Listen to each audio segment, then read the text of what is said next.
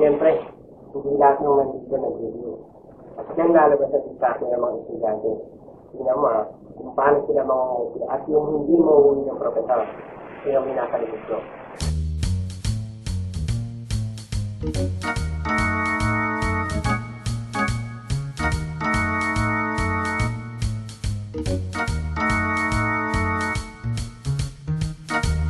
Nakita mo, no?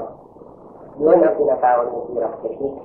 Halos maputo yung leeg, kakakopya. Galing. Ito pang isa.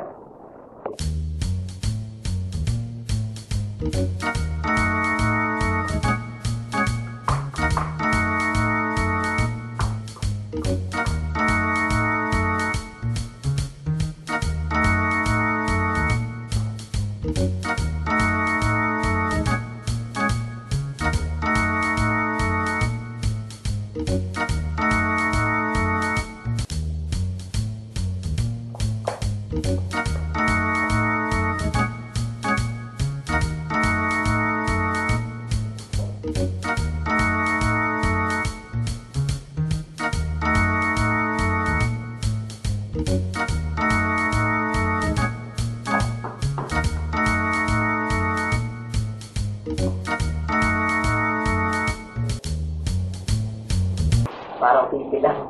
Pero tingnan mo, yun ang tinatawag na sign language technique. Nagkakaintindihan na yun. Siyempre, may mga sagot na yung mga yan. Tingnan mo naman yung dito sa video.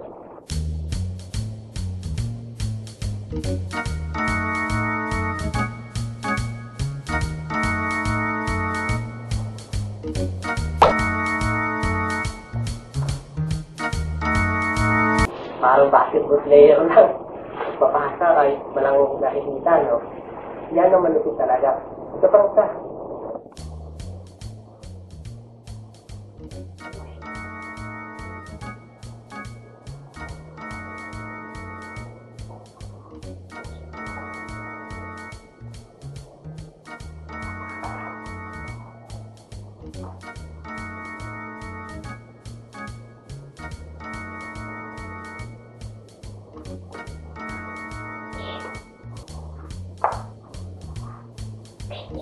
Pero hindi ba yung sinabi nun?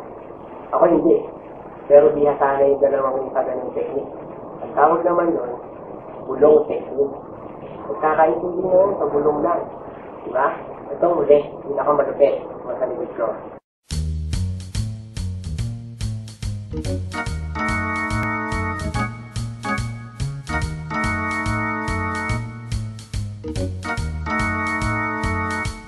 Galing mo.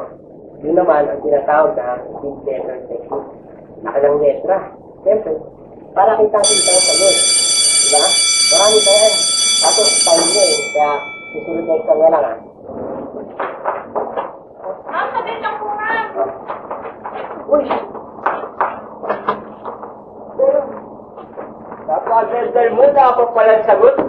Diyan ka na nga. Wala ka buhay. Sinasa niyo. Sabit lang!